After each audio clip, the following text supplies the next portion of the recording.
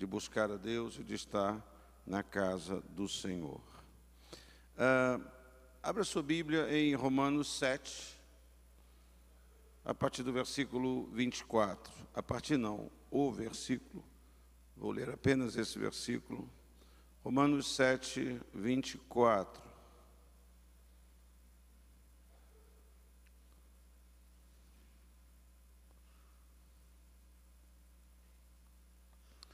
Que diz assim: miserável homem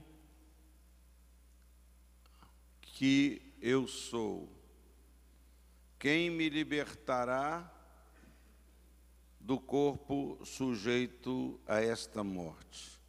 Miserável homem que sou, quem me libertará do corpo sujeito a esta morte? Pai, fala conosco, eu te peço, através desta tua palavra. O Senhor é aquele que conhece todas as crises que nós vivemos, temos vivido no nosso caminhar nesta terra, neste mundo tenebroso que jaz no maligno, Senhor. O Senhor que conhece a nossa estrutura e sabe que somos pó, vem nos socorrer. A verdade, ela liberta. O entendimento traz uma iluminação ao nosso coração, Pai. Pai, a tua palavra e o entendimento derrota muitos adversários do nosso coração, muitos pensamentos equivocados, ó Pai. Pai, em nome de Jesus, manifesta a tua graça, o teu poder na minha vida e na vida dos meus irmãos. Que nós saímos daqui libertos, que nós saímos daqui restaurados, que nós saímos da tua casa vitoriosos, Pai. Em nome de Jesus. Amém. Graças a Deus. Para você que está sentindo muito frio, o ar-condicionado vai ser diminuído um pouquinho. Vamos passar de 10 graus que está.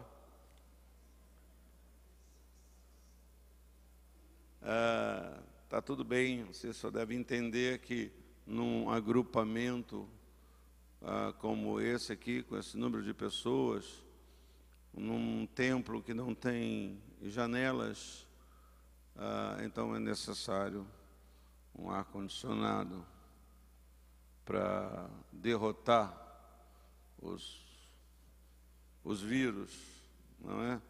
Os vírus num ambiente mais quente, eles ficam mais assanhados, não é? Por isso que você vai no hospital, a não ser que seja um hospital público, mas em um hospital de verdade, é sempre o ar-condicionado é muito frio, que é um ambiente melhor para a saúde. Eu não sei se você já teve, já viveu, já experimentou uma crise existencial. Talvez você tenha a simplicidade tremenda que você nem percebeu. A Bíblia diz que no muito saber há canseira, há enfado, né? Tem gente que quer saber tanta coisa, está sempre muito agitado, muito intranquilo, tudo isso, tudo aquilo.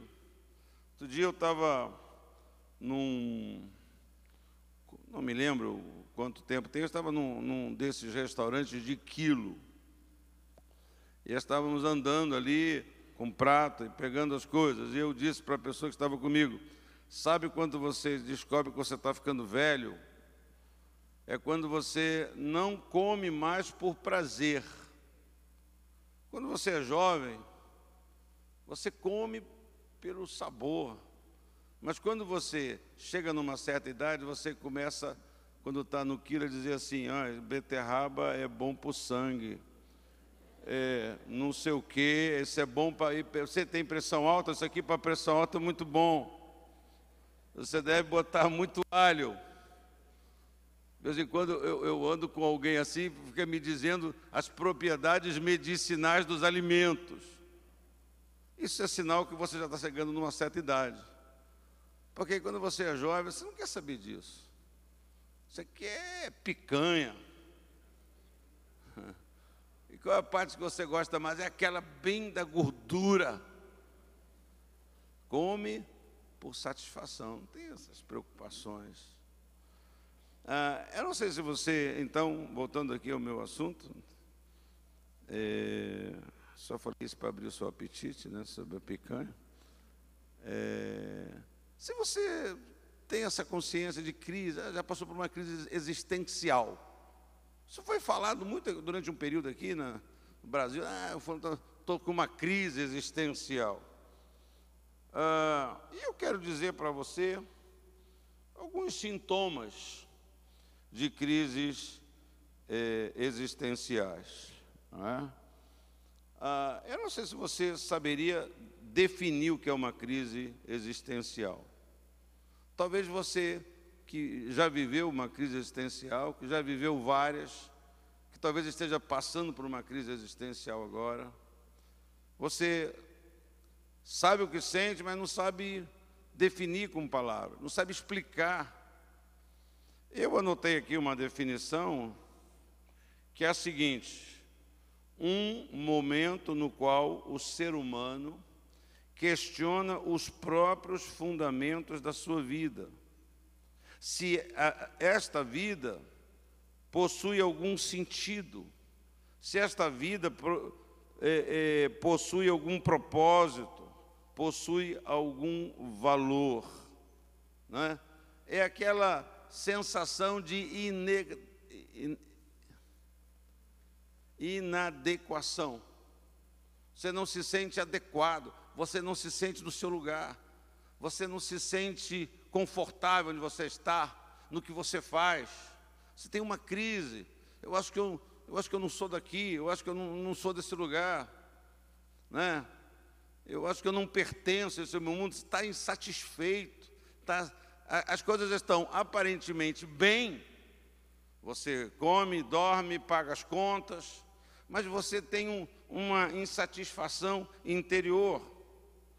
Assim sendo, eu penso, para ter crises existenciais, uma coisa é necessária, isto é, estar vivo.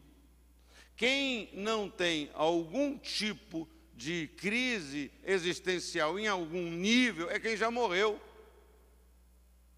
Porque uma certa crise, ela está sempre fazendo parte da nossa vida. A crise existencial nos acompanha nas nossas idades, nos nossos tempos. A gente dá vários nomes a essas crises, né? Tem a da meia-idade, tem a da puberdade, sei lá. Mas, no fundo, todas essas coisas são crises existenciais. Então, ao que alguém possa ter notado, nenhum morto, ninguém que já morreu tem crise existencial. Crise existencial é de se estar vivo. Então, olhando assim, eu diria que é melhor ter crise. Quem está querendo estar morto para não ter crise existencial? É melhor estar vivo. E aprendermos, né, com o Senhor, com a sua palavra, a lidar com essas coisas, a tratar destas coisas. Parece que nós, os cristãos evangélicos, sinceros e verdadeiros, parece que nós somos empurrados a um tipo de vida como se um cristão autêntico, vivo, não tivesse crise existencial nenhuma. Ou ter algum tipo de crise é sinal de fraqueza de fé, é sinal de problema espiritual. E não, e por isso eu estou tentando fazer essa relação bem clara, que a crise de existir é ligada ao fato de existir. Está ligada ao fato de se estar vivo. Que não é um problema, não, crente tem que ser assim, crente tem que ter essa coisa nas situações fundamentais. Você não pode ter uma crise existencial no que se refere à eternidade. E você tem que ter certeza disso. Porque o Espírito de Deus testifica no meu espírito que eu sou filho de Deus, lavado e redimido no sangue do Cordeiro, e quando eu morrer, eu vou viver com Deus para sempre. Não é? Então, essa crise não é uma crise existencial. Se você a tem, é uma crise espiritual, é uma crise de convicção, de fé. Então, de acordo com um artigo nessa área, técnico, existem 5 principais sintomas que caracterizam a maioria das crises existenciais. A primeira é ansiedade e cansaço mental. Para mim, hoje, a ansiedade é um grande... Hoje, há algum tempo, a ansiedade é um grande problema. A ansiedade é um grande inimigo. Porque durante muito tempo eu não atinava para isso. Né? É mais ou menos quando, não sei se você já passou isso, né? No seu relacionamento conjugal. Que você está falando uma coisa, você está conversando com a sua mulher, no carro, em casa, aí essa mulher fala para você assim, ou o seu marido, fala para você assim, calma, está nervoso? O que acontece com você? Quem falou que eu estou nervoso? Aí você reage, atestando que você está nervoso. Né? Calma, fala baixo. Você está nervoso? É raro o pessoa que fala assim, não, eu não estou nervoso, não. É raro isso. Então significa que muitas vezes a gente não se enxerga. Ou então a gente rotula de outra maneira, porque às vezes, lá no fundo do nosso coração, a gente tem esses nossos valores da nonossa fé, não estão errados, mas a gente não aceita, ou parece que aceitar é negação da fé. Então, por isso que a gente nega, por isso que a gente leva tempo. Eu digo para você, como tem sido importante, libertador, tem sido algo que me ajuda tremendamente a reconhecer quando eu estou ansioso. Porque quando você reconhece que você está um pouco ansioso, você começa a ter recursos para lidar com aquilo. Você quando você tem um diagnóstico preciso, porque se você não percebe se você está ansioso, você vai continuar fazendo coisas que vão retroalimentar, vão manter e vão levar você a mais ansiedade, porque você devia, reconhecendo que está ansioso, se afastar de algumas coisas. Você devia, reconhecendo que você está um pouco ansioso, deixar para amanhã aquilo. Não, eu preciso parar. Mas como você não reconhece, você vai piorando cada vez mais. Você vai se precipitando cada vez mais. Então, um dos sintomas, aí, dito por aqueles que entendem tecnicamente desta área, é ansiedade e cansaço mental. Você sabe perceber quando você está mentalmente cansado? Sabe? Como é que é? Como é que é isso? Porque você está me ouvindo falar essas coisas? Isso. Não vai ter nenhuma... Se você não mastigar, se você não aplicar isso, vai passar. Vai perder aquela instrução, aquela orientação. Cansaço mental. Dizem que, por exemplo, uma questão ligada à memória pode ser sintoma de um cansaço mental. Né? Você não fica, às vezes, chateado com você? Você, poxa, está na ponta da minha língua. Mas como é que é o nome, rapaz? Às vezes esse tipo de coisa é uma revelação de um cansaço mental. Cansaço, a falta de concentração é um cansaço mental. Pode ser um cansaço mental. Então, ansiedade e cansaço mental estão ligados, é um sintoma. O segundo é não ter vontade de estar com ninguém. um desejo de se isolar, pode ser um sintoma que você está vivendo uma certa crise existencial. Não é? Eu não quero, eu não quero, não quero. Mas vamos ali, vamos na festinha de fulano. Não, festinha detesto.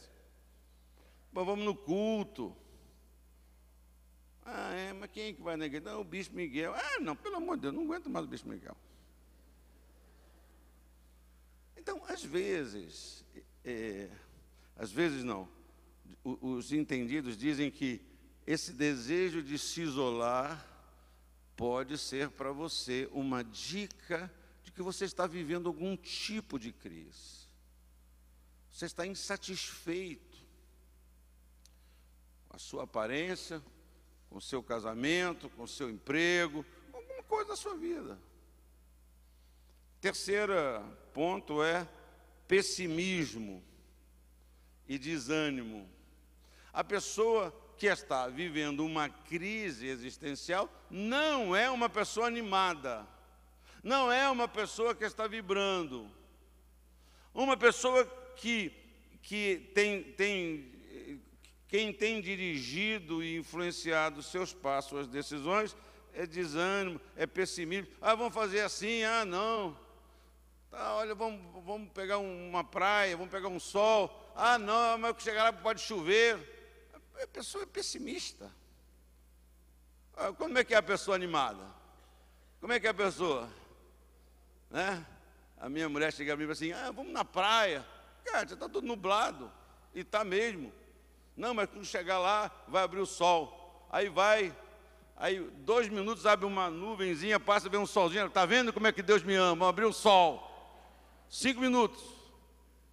A pessoa animada, nada é problema. A pessoa animada, nada é difícil. A pessoa que está encorajada, não, vai dar certo. É positiva. Então, se você tem vivido, se pessimismo, se desânimo tem governado a sua vida, tem influenciado suas decisões, pode ser uma evidência que você está passando por algum tipo de crise.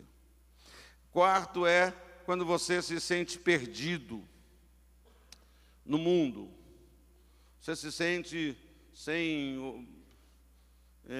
não sabe resolver nada, não sabe decidir nada, não sabe se quer comprar um guarda-chuva ou comprar um chiclete. Você está totalmente sem direção, nem sabe o que você precisa. E um quinto sintoma é alterações do apetite. A alteração de apetite pode ser um sintoma de crise existencial. Talvez tenha gente, que não tenha nada disso.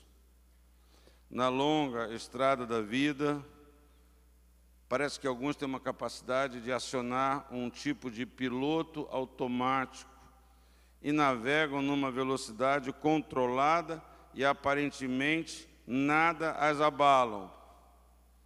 Eu digo para você, aparentemente.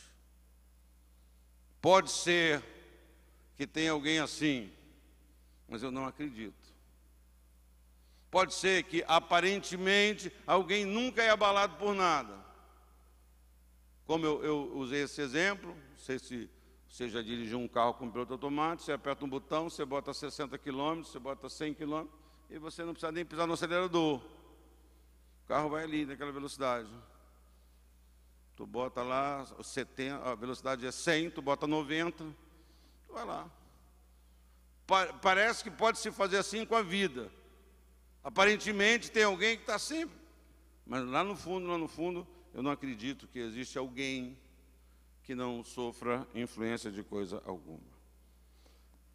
Deixa eu dizer para você algumas coisas sobre as crises existenciais na nossa vida, no nosso caminhar nesta terra. Não sendo psicólogo, que eu não sou, nem da área médica, que eu também não sou, eu diria algumas coisas para você agora. A primeira coisa que eu diria, por experiência própria, é que algumas crises existenciais são passageiras. Algumas crises são passageiras. Elas são frutos de eventos que acontecem e produzem crises, mas assim que os eventos deixam de existir, aquela pessoa se recupera. São crises existenciais provocadas por eventos da vida, acontecimentos da vida. Exemplo, a pessoa perde um emprego e diz assim: e agora? O que vai ser da minha vida? 2 filhos, pequenos, pagar isso, pagar conta, pagar aluguel. E agora? O que vai ser da minha vida? Quando essa pessoa encontra um novo emprego, essa crise, ela para de existir. Ela deixa de existir. Essa pergunta, ela deixa de existir. O que eu vou fazer agora? Como é que eu vou fazer? Ela arrumou um emprego, ela já sabe como é que ela vai fazer. Ela vai agora ajustar a sua vida àquele salário novo, se for maior ou se for menor. Então, esse é um tipo de crise passageira, produzida por acontecimentos, e quando os acontecimentos mudam novamente, ou deixam de incidir sobre a nossa vida, aquela crise passa. Você não fica mais perguntando aquela pergunta que revela que você está numa crise porque você está desempregado. Existem algumas crises existenciais que durante a nossa vida elas vão e vêm. Elas vêm, elas vão embora e elas voltam. Aí passa um tempo, aquela mesma crise vai e vem. Tem tipo de crise que vai e volta. São crises resultantes de eventos que são solucionados, mas que, vez por outra, alguma coisa nos faz recordar daqueles eventos. E a gente entra em crise por um tempo, mas depois aquela crise vai embora.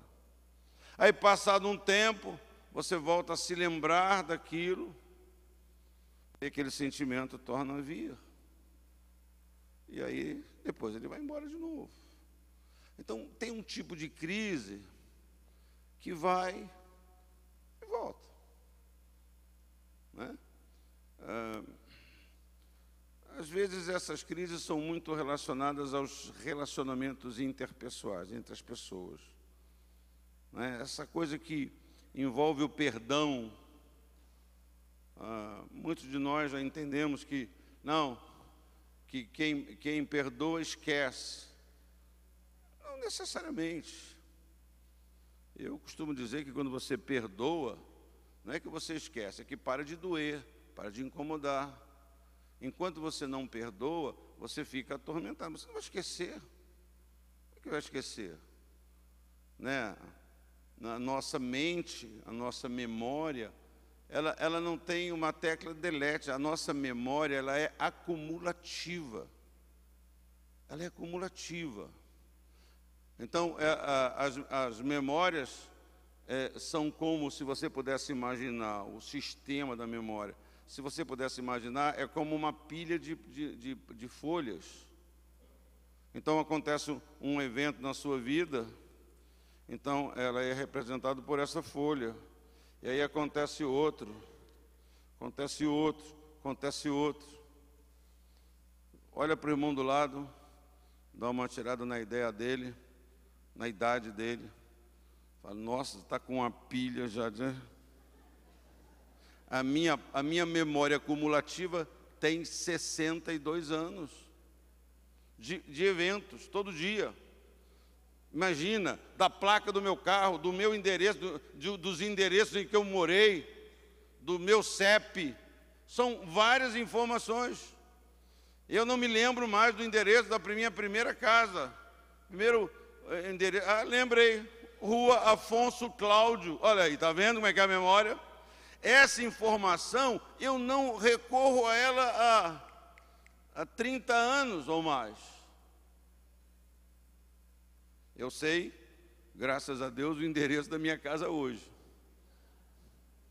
Porque todo dia ela está na minha memória, está sempre em cima. Então, a nossa memória cumulativa, as coisas mais para baixo, elas já estão aqui embaixo na pilha. Então, às vezes, para encontrar essa memória, a gente tem que se esforçar um pouco. Então, mas não tem como apagar, não tem como pegar essa folhinha do dia que você foi no cartório se divorciar e não tem como deletar ela. Ela está lá. Não tem uma cordinha de descarga que você pega a memória, coloca lá e puxa a descarga. Não tem. Então, algumas crises existenciais, e por causa disso, elas vão e elas voltam. Aí você fica assim, daqui a pouco passa novamente. Algumas crises, então, uma terceira colocação, são crises existenciais, eu diria, perenes. Tem crises que não vão embora. Tem crises que elas não vão embora, elas não vão embora nunca. Poucas pessoas, e menos ainda cristãos, admitem isso. Admitem isso. Não, que é isso? Porque as coisas velhas ficaram para trás, aleluia, mas na prática não ficaram. No silêncio do quarto não ficaram. No silêncio dos pensamentos não ficaram. É isso. São crises que se tornam um tipo de companheiras da jornada. Eu diria que elas se tornam nossas colegas, nossas companheiras. E como companheiras, a gente tem que aprender a conviver com elas. Eu não sei se você está me entendendo. Quantos estão me entendendo? Quantos acham que estão me entendendo? Às vezes a gente acha que está entendendo. Seu marido já falou para você não me entende. Você jura que entende? Claro, mas o que ele está dizendo para você é que pelas suas respostas e pelas suas palavras você não está entendendo. Então, ao fazer, me ouça, por favor. Me ouça, por favor. Se a sua esposa quiser dormir no seu ombro, sacode ela. Faz sair. Então, ao fazer amizade, entre aspas, com essas crises, elas não nos abalam tanto, porque se tornam, acabam pela nossa capacidade de conviver, elas acabam que podem nos auxiliar, podem se tornar ajudantes na nossa jornada. Por isso é importante conversar consigo mesmo sobre elas. Por isso é importante você seguir o exemplo do salmista e no seu quarto de oração falar consigo mesmo dizendo: por que estás assim, ó minha alma? Por que você está abatido, ó minha alma? Por que você está com esse conflito, ó minha alma? Essa oração não foi gravada, não foi filmada, essa oração foi explicitada pelo salmista, foi transformada numa canção. Por que estás abatida, ó minha alma? Porque se você estivesse lá, talvez com a sua fé e a sua religião, você ia exortar o salmista. Que é isso? Você não pode falar assim, salmista. Vai pegar mal para você. Ô salmista, você é um homem segundo o coração de Deus.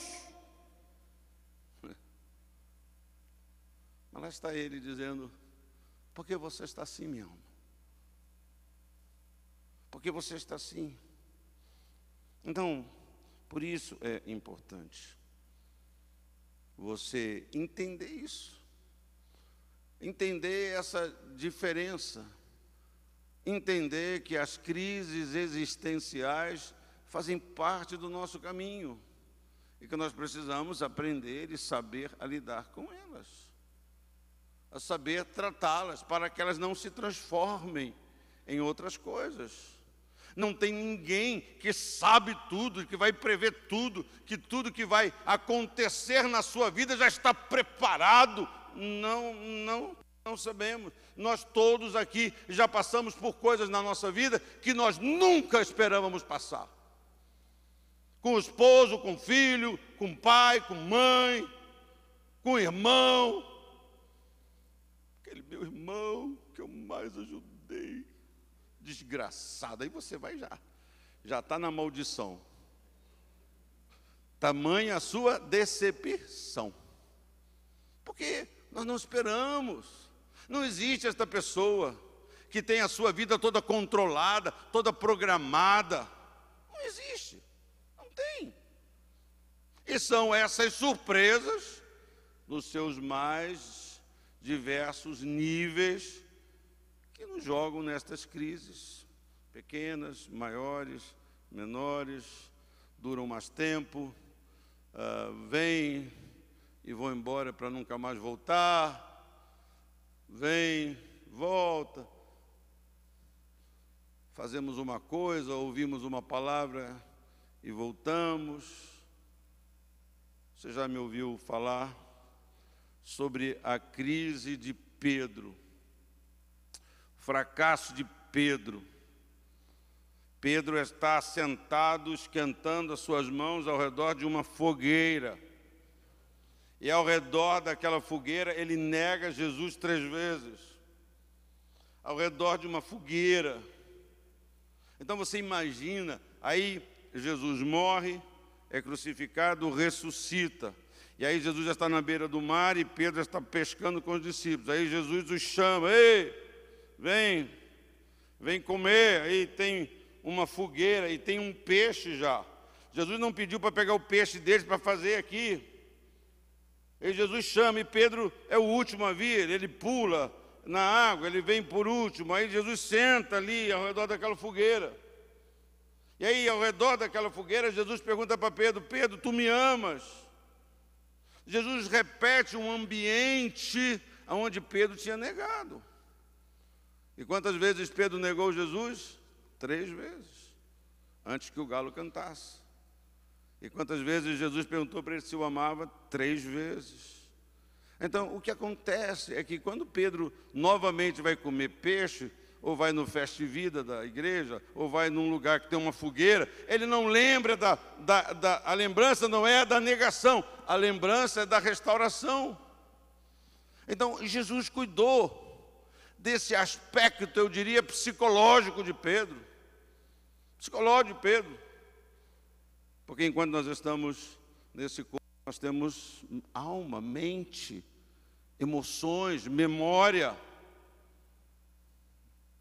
Então, é importante a gente entender isso. A crise que vai e vem é aquela crise que acontece numa circunstância e quando você vive novamente, 10 anos depois, você se lembra. Você passa por um lugar, você perde uma pessoa que você ama num cruzeiro, e quando você anda de barquinho, a remo, você lembra. Você não se sente bem, você fica desconfortável, aquele mal-estar dura algum tempo, ela vai embora depois. É só que você tem uma memória. Então, assim, dito o que eu já disse, usando o que sabemos de Jesus e o que Ele pensa de nós, nós vamos caminhando. Nós vamos seguindo, confiando, crendo em Deus. O que sabemos de Jesus e o que Jesus pensa de nós são verdades imutáveis, não é? Verdades imutáveis, o que você sabe de Jesus. O que Jesus sabe de nós? O que você sabe, Jesus sabe. Ele sabe, o salmista, né? Sabe que somos pó. Ele nos conhece quando nós éramos ainda uma substância informe. Ele conhece a nossa estrutura. Ele conhece a minha estrutura. Ele sabe isso de mim, Ele sabe isso de você. Ele sabe e Ele não permite que você seja provado acima do que você pode suportar. Porque junto com a aprovação, Ele dá livramento. E você tem que saber essas coisas. As coisas que a palavra de Deus nos revelam. Por isso você precisa ler a palavra de Deus. Precisa buscar a palavra de Deus. Isso vai enchendo o seu coração, a sua mente. E as coisas que você sabe de Deus, o que Deus é, o que Deus falou, o que Deus prometeu, o que você sabe.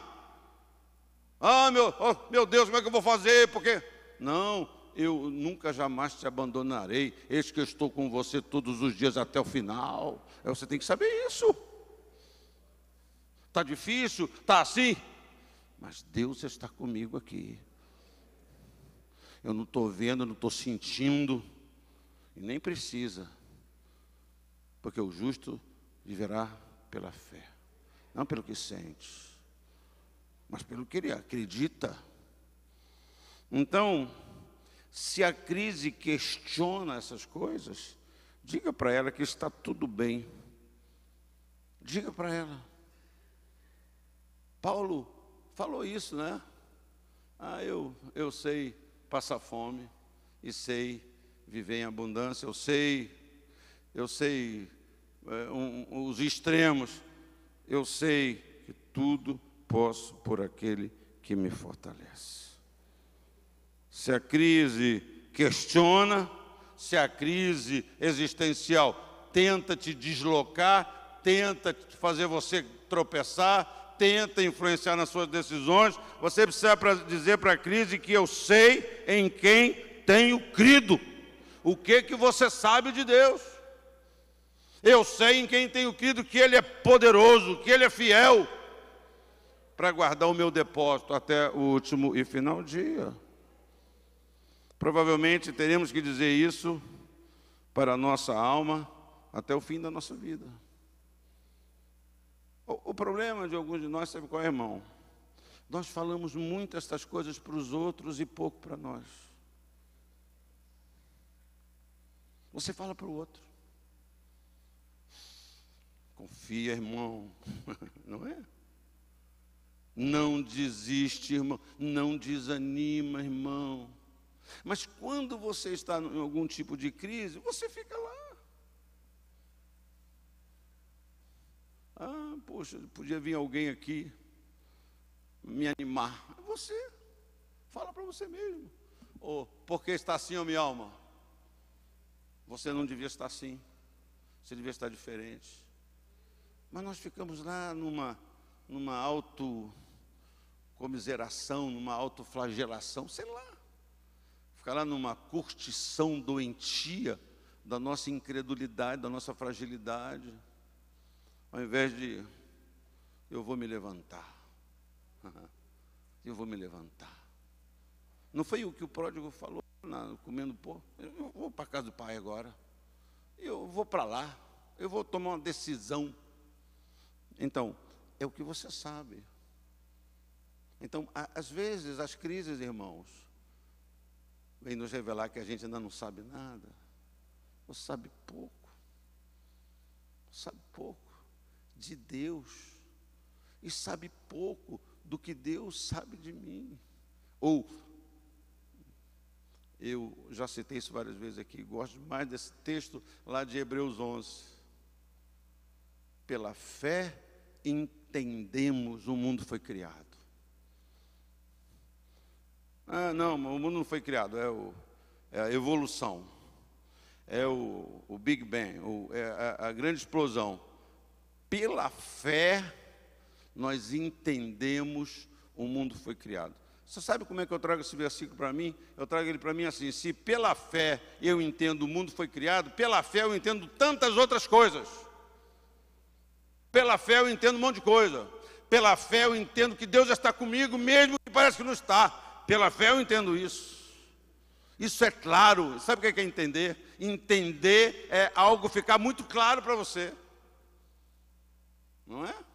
Nós o fazemos pelos nossos sentidos. Aí você vê, agora eu entendi, sem vergonha. Por que que você todo dia vai lá no caixa? É que você tá, agora que eu vi, eu entendi. Aí que você escutou alguma coisa e você entendeu. Você foi lá, você não faz isso, mas a pessoa que faz isso, vai lá atrás da porta, né? Vai lá na fechadura. Tá vendo? Agora, a verdade. Então, pela fé entendemos. O mundo foi criado. Não tem nenhum problema com isso, não tem nenhuma questão com isso. Não tem Big Bang, não tem explicação nenhuma. Deus criou o céu e a terra. Deus criou todas as coisas. Ele disse, haja luz.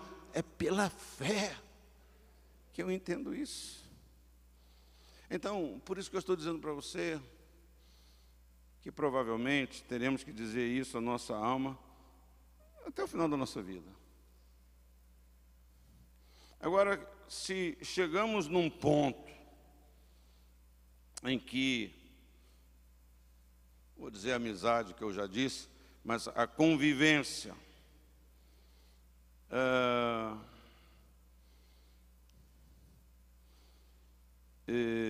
com a crise, não estamos dando conta, então é importante procurar ajuda. Então nós devemos procurar ajuda. Devemos buscar ajuda espiritual, devemos buscar oração do pastor, ajuda, aconselhamento. Precisamos nos unir às outras pessoas e, na medida possível e sábia e prudente, compartilhar. Você sabe que você não pode compartilhar com todo mundo as suas crises existenciais. Você tem que saber com quem você compartilha isso. Você vai compartilhar com a pessoa errada, você vai receber o conselho errado. Mas se nós não damos conta, se você não está conseguindo dar conta das suas dificuldades, você deve buscar ajuda espiritual, você deve buscar ajuda de um profissional. Porque quando eu tenho um problema na minha carne, no meu corpo, eu oro, eu peço a ajuda de Deus, mas eu também peço a ajuda do médico. Eu também vou no médico. Eu também me submeto a um exame, a uma máquina, um exame tecnológico, vai me revelar, vai me mostrar o que está dentro de mim, né? E aí eu vou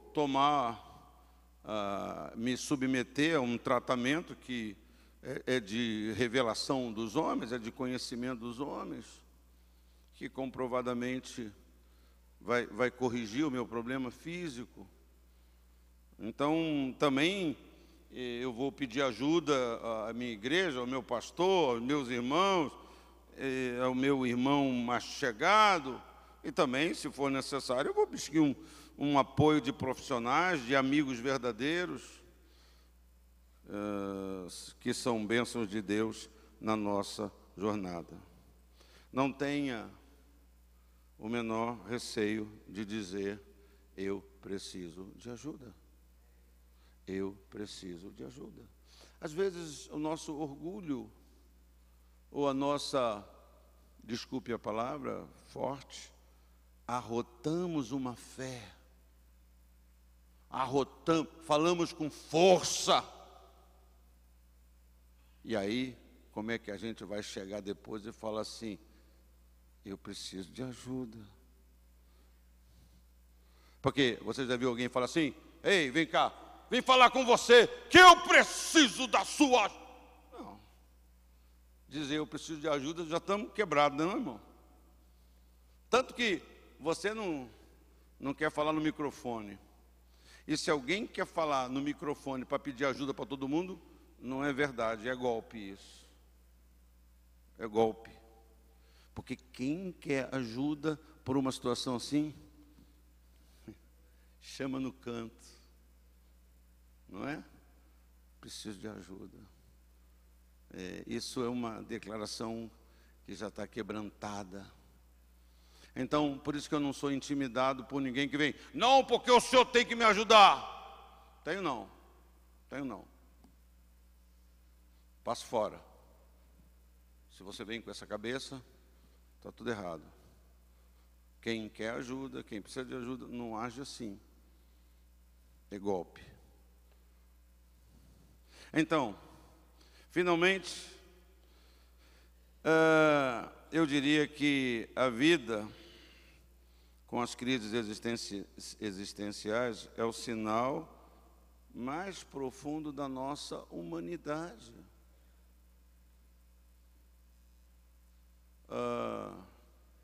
Errar é humano. Está lá na Bíblia, né? Está na Bíblia? Tu ficou em dúvida, né? Está ou não está? Errar humano não está na Bíblia? Que é isso, irmão? Está não? Não está não. Mas é uma verdade. Errar é humano. E é só o ser humano que tem crise quando erra. Não é? Só o ser humano. Então, crise é sinal da nossa humanidade. Então, assim sendo, não sejamos e não pensemos mais do que devemos a respeito de nós mesmos. Essa palavra de Paulo é: você não deve pensar de você mais do que é devido a você mesmo, nem para um positivo, nem para um negativo. Tem gente que se acha que eu sou, que eu faço, que vive botando holofote nas suas obras, numa tentativa, afirmação de ser melhor do que o outro.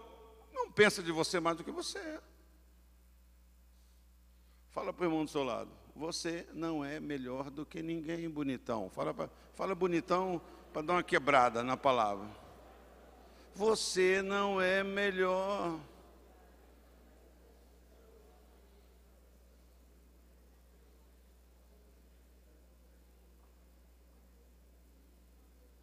Agora fala para ele assim: você também não é pior do que ninguém. Você não é a última praga da terra. Você não é a besta elevada à quinta potência. Não! Você é humano. Você é humano.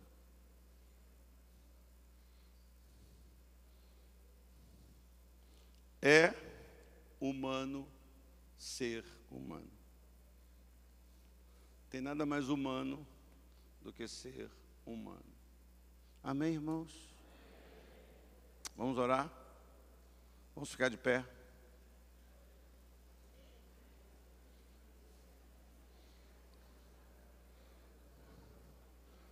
Irmão, esses pensamentos, eles têm me ajudado muito. Esses pensamentos, eles têm me ajudado. Eles têm me ajudado. Pensar. Porque, eu não sei você, mas tem muitos momentos da minha vida que eu me sinto por demais pressionado. Por demais pressionado. Pressionado por tudo. Eu me sinto muito pressionado pelo meu trabalho. Eu me sinto muito pressionado. Não, você tem que fazer assim. Oh, não, olha, você tem que tomar uma providência. Você tem que... Todo mundo vem falar. Não é? Mas e aí? Bom, tem um lado que é assim mesmo. Tem um lado que você não vai querer vestir uma capa, uma roupa de uma responsabilidade, autoridade, e não querer que nada lhe seja cobrado. É assim mesmo. Como diz a sabedoria popular, se você não sabe brincar, não desce para o play. Simples. Desceu para o play, não adianta reclamar. Não adianta querer mudar as regras lá. Tem que brincar. Tem que relaxar.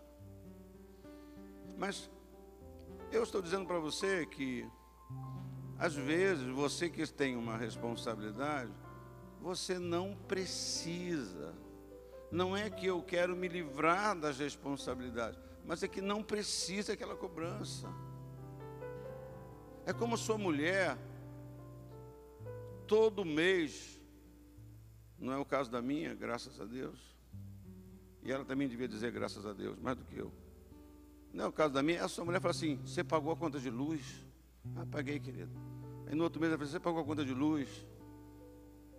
Paguei. No outro mês ela fala: você pagou a conta de luz? Olha, de reto, Satanás, o que é isso? Sai dela, espírito da light. Sai dela, espírito da companhia. O que é isso? Entendeu o que eu quero dizer? Me entendeu? Então, uma responsabilidade. Tá bom, se você é um cara esquecido, então, de vez ela fala para você: pagou a conta de luz, pagou a conta de luz, fala bem assim: bota no débito automático, meu filho do banco, acabou, não tem que cobrar mais, porque o cara esquece. Mas não é isso. É a cobrança da sua responsabilidade. Você sabe. Você sabe. Não, mas ele sabe, mas não pratica. Aí outra coisa. Mas que ele sabe, ele sabe. E vice-versa. Está entendendo? Então, vamos fazer uma oração? Dá a mão para esse irmão. Fala para esse irmão: irmão, você é uma benção. Fala para ele: irmão, você é de Deus, irmão. Fala para ele: você é de Deus, irmão. Você é de Deus. Porque quando o diabo, e aí tem isso, o diabo nos ataca na nossa fraqueza. Às vezes o que você tem é uma crise existencial, não tem nada a ver com o espiritual, mas o diabo, ele vem meter o dedão no negócio.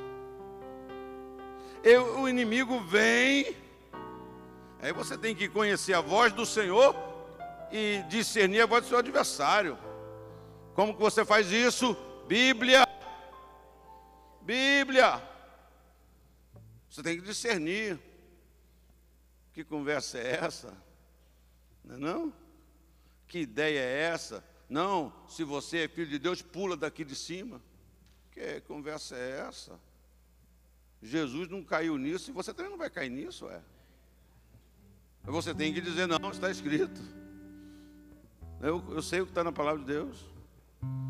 Não é verdade? Então, nós precisamos quando a gente vê que o inimigo está tentando entrar nisso, então ele precisa ser rechaçado. Ele precisa ser repreendido. Tire a mão, porque essa crise é minha. Essa crise é existente. Sai fora. Eu aqui vou com a palavra do meu Deus, com a força do meu Deus. Então, anima esse irmão aí. Fala para ele: essa crise vai passar. Esse sentimento vai passar. Essa circunstância vai passar.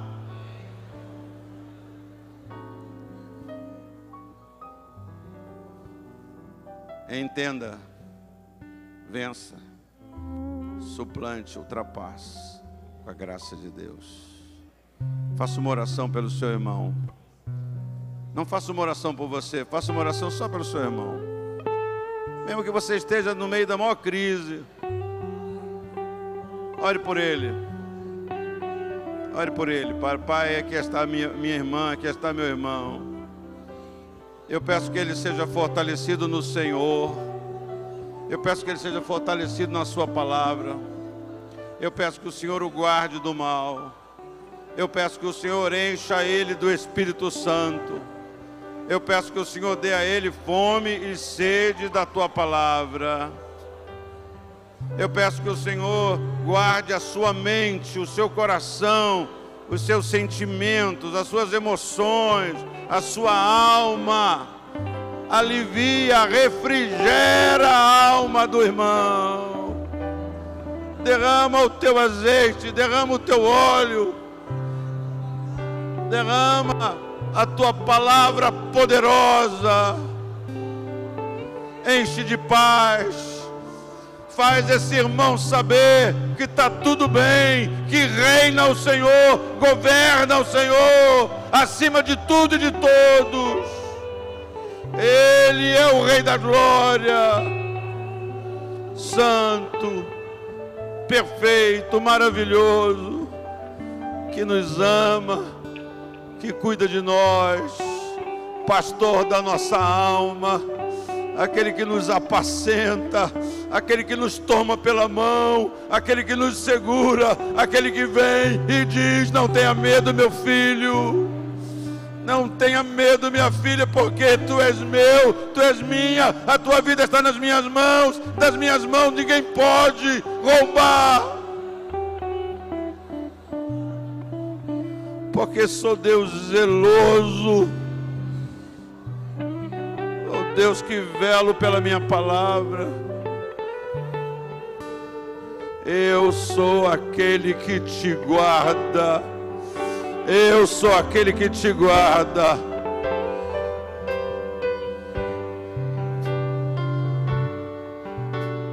Eu sou aquele que opero na sua vida, que encho você da minha presença, que capacito você a dizer: não temerei mal nenhum, que dá a capacidade de você tomar esta decisão, a decisão de não temer. Não temerei mal nenhum, porque tu estás comigo, tu estás comigo, com crise ou sem crise, tu estás comigo.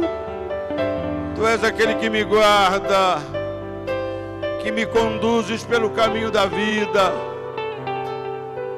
me concede paz, certeza, segurança e alegria.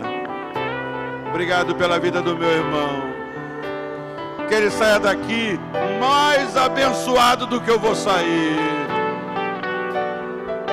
Que ele saia daqui fortalecido no Senhor, na sua palavra, no seu poder. Em nome de Jesus. Senhor, eu não sou nada.